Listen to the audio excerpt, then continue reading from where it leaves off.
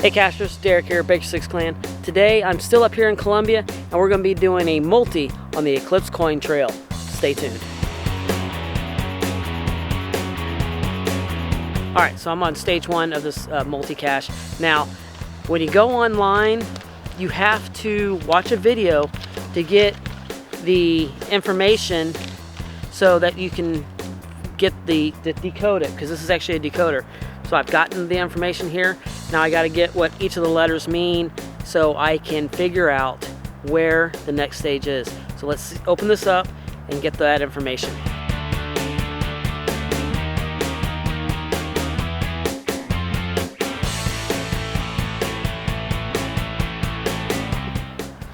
Okay, so what I'm looking at here is a pipe. So I'm using these holes here. So I find the letter, there's a letter right there, okay, and then I find the number, and I see the number here, and now I got to transpose those numbers to letters. So let me start working on this puzzle.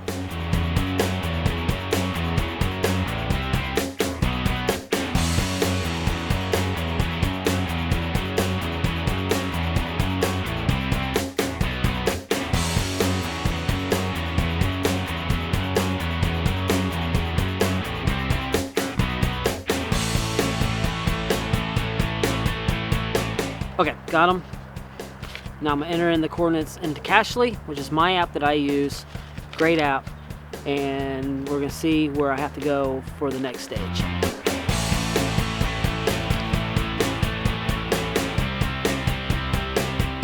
Now I'm going to the next stage. Pretty close, it's not too far away from the first stage, but that's cool. It's still a multi-cache, and that was a really cool way of doing the decoder. All right, so I found the final, opening it up, and like I said before, this is a trail and it's got a really cool geocoin, and I love geocoins. So I got it, and when you go to the cache page itself, you can print up your passport to get for the GeoTrail. And so in each of the GeoTrail caches, of course, have a stamp. It's not necessarily a letterbox, but it's kind of like a letterbox, but you got to stamp your passport so you get credit, and then you can go get your coin once you get all your squares filled, or there's several different squares that you can leave blank, but once you get those filled up, you can go get your geocoin.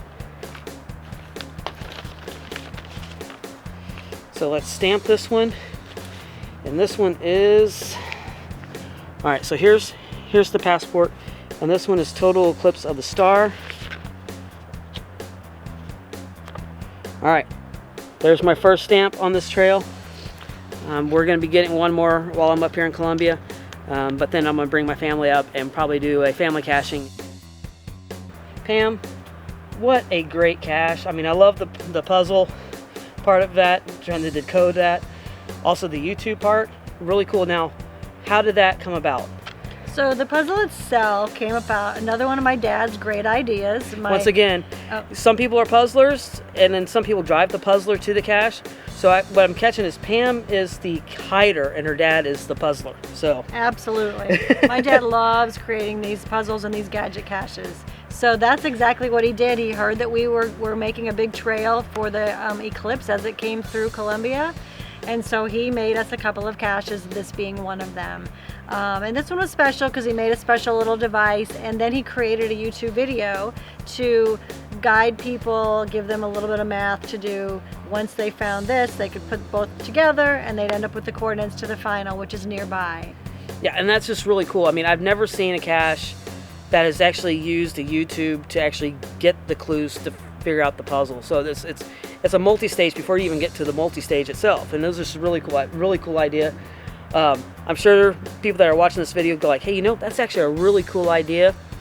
I may actually kind of copy the YouTube thing and may decode, hey, you got to watch this video to get the clues to this cache, because that's really cool to be able to do that. And so tell me a little bit about this trail. How'd the trail come all about?